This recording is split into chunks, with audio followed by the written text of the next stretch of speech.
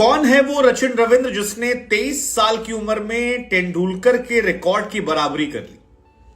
कौन है वो सचिन रविंद्र जो धीरे धीरे वर्ल्ड कप 2023 की सबसे बड़ी सक्सेस स्टोरी बनते जा रहा है?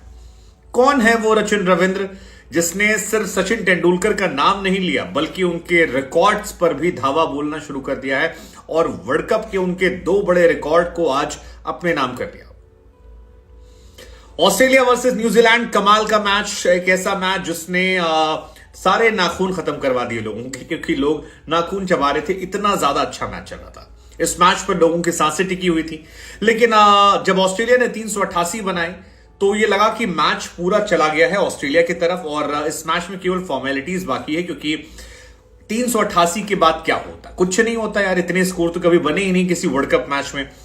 लेकिन जब न्यूजीलैंड ने पारी की शुरुआत करी और उसके बाद सचिन रविंद्र शो देखने को मिला, सो लोगों को युवराज याद आए, लोगों को तेंदुलकर याद आए, लोगों को द्रविड़ याद आए, लोगों को भविष्य नजर आया और लोगों को वर्ल्ड कप जो है वो पीक पर दिखाई पड़ा।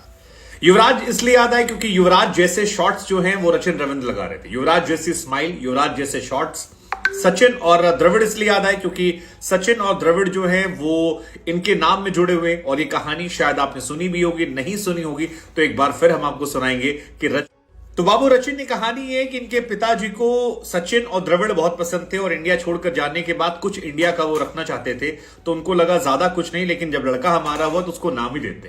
तो राहुल से उठाया आर और सचिन से उठाया CHIN और दोनों मिला के बना दिया रचिन।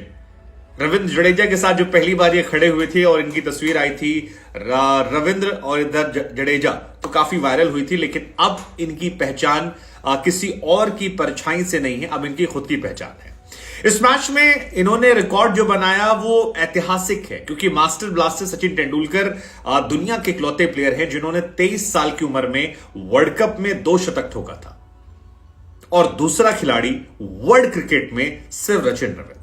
आप शुभमन गिल की बात करते हैं, आप अब्दुल्ला शफीक या बाकी खिलाड़ियों की बात करते हैं, लेकिन वर्ल्ड लेवल पर आकर जिस तरह से इनका डोमिनेंस हुआ है ये आउटस्टैंडिंग है। ऐसी पारियां बहुत कम देखने को मिलती हैं, और वो जो कहते हैं ना किसी ब्लेसिंग इन डिस्गाइज कि अगर केन विलियमसन चोटिल ना होते तो ये आते नहीं, इनको ऊपर बैटिंग करने का मौका नहीं मिलता, और अगर ऊपर मौका नहीं मिलता तो ये जो क्लास बैटिंग देखने को मिल रही है नहीं दिखाई पड़ती।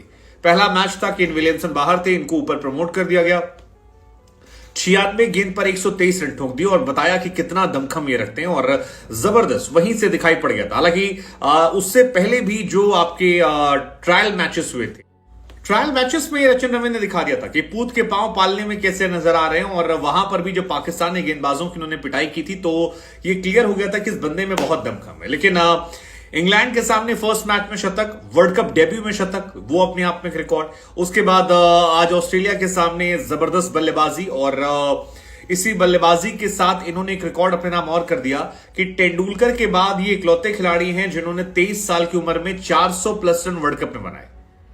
किसी और खिलाड़ी ने वर्ल्ड कप, और बड़ी बात ये इनके सिर्फ 6 मैचेस हुए हैं, ज्यादा मैचेस नहीं खेले। इन 6 मैचेस में भाई साहब ने 2 मैच में सेंचुरी मारी है और 2 मैच में हाफ सेंचुरी मारी है, और नीदरलैंड इंडिया के खिलाफ हाफ सेंचुरी, जिसमें इंडिया के खिलाफ वो 75 बहुत इंपॉर्टेंट नॉक थी, और इंग्लैंड और ऑस्ट्रेलिया के सामने इनकी सेंचुरी, जिसकी जितनी तारीफ की जाए उतना कम है। सो ये बंदा स्पेशल है, और स्पेशल इनकी कहानी है, स्पेशल इनके बारे में कहानी है। I mean he is outstanding. 1996 में सचिन तेंदुलकर ने ये रिकॉर्ड बनाए थे।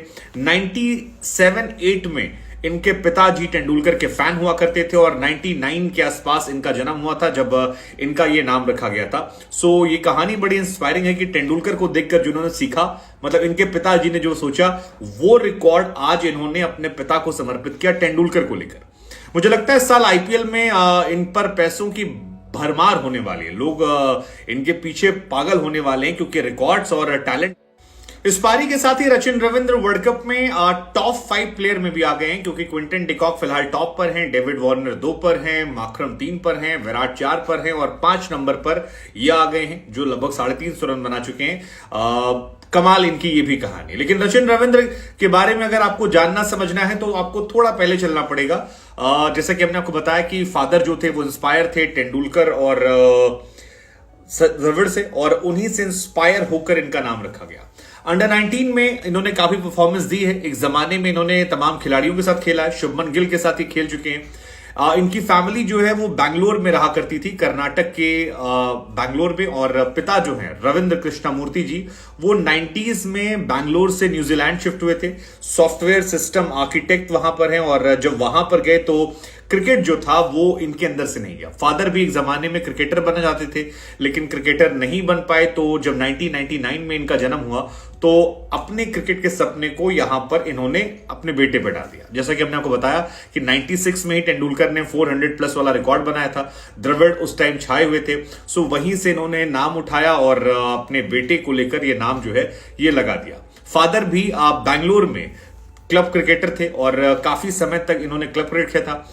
2016 में अंडर 19 में खेलते थे, जूनियर में काफी परफॉर्म किया। शुभमन गिल के साथ जैसा हमने बताया अंडर 19 वर्ल्ड कप भी ये खेल चुके।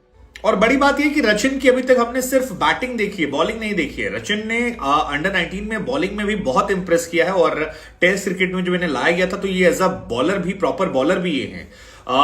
इन्होंने 8 मैचेस में 2016 अंडर 19 वर्ल्ड कप में बांग्लादेश में 12 विकेट निकाले थे। और 2018 में जब वर्ल्ड कप हुआ अंडर 19 का, तब भी ये खेल रहे थे और वहां पर इन्होंने 7 मैच में 14 विकेट निकाले और 250 रन ठोके थे, जिसमें शतक भी था।